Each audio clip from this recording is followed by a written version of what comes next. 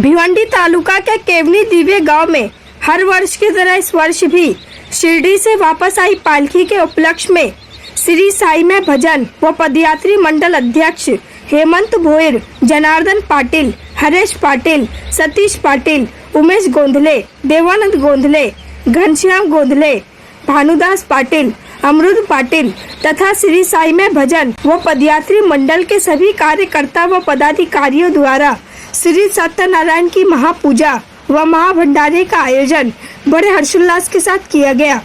इस अवसर पर भारी संख्या में अनेकों मान्यवर तथा केवनी दिव्य गांव के ग्रामस्थ मंडल, महिला व पुरुषों ने उपस्थित होकर श्री सत्यनारायण की महापूजा व महाभंडारे का लाभ लिया।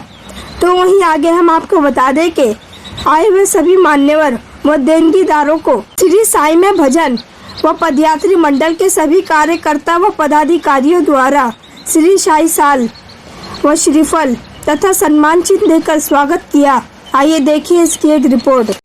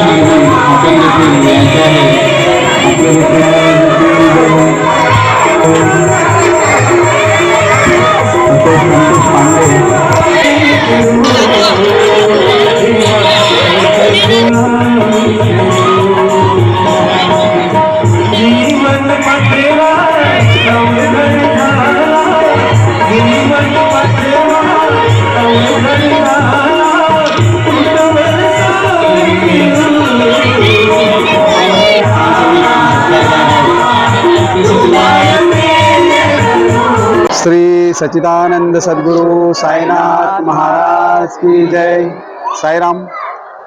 श्री साईमय भजन व पदयात्रा मंडळ केवनी देवी आयोजित पालखीसह पदयात्रा सोहळा व्यसनमुक्ती सप्ताह दिनांक 23 नोव्हेंबर ते 29 नोव्हेंबर. जवळजवळ या पालखी सोहळ्याचा आज आपल्या गावातून 18 वर्ष आहे. तसेच ह्या पदयात्रेचं वर्ष आपला म्हणजे आम्ही काही साई भक्त आमचं 25वा वर्ष आहे. काही जणांचं 27 ते 28 वर्ष झालेले आहेत पदयात्रेला. तसेच या भंडाऱ्याचं आपलं 26वा वर्ष आहे. त्यानिमित्ताने आपल्याला या सर्व साई भक्त पालखी सोहळा असो किंवा भंडारा असो या सर्व सोहळ्यासाठी व्यवस्थित असं योगदान करत असतात, मग सहकार्य करत असतात. देणगी असो किंवा अन्नदान असो, त्या सर्वांचं पहिला आम्ही आभार मानतो. तसंच या पालखी सोहळा संपन्न करण्यासाठी ज्या ज्या साई भक्त आम्हाला जे योगदान देतात त्या सर्व साई भक्तांचे आम्ही आभार मानतोय. साईराम झाले आपले गोरसेचे साईराम, कोगावचे साई भक्त, वाशेरे, सर्व इतर गावातील साई भक्त सर्वांचे आम्ही आभार मानतो. पालखी सोहळा यशस्वी करण्यासाठी यांचं देखील महत्त्वाचं असं योगदान असं, त्याचप्रमाणे गावकऱ्यांचं देखील आम्हाला सहकार्य असतं. त्यांच्या सहकार्यामुळेच आम्ही हा उत्साह सोहळा यशस्वीपणे पार करत असतो.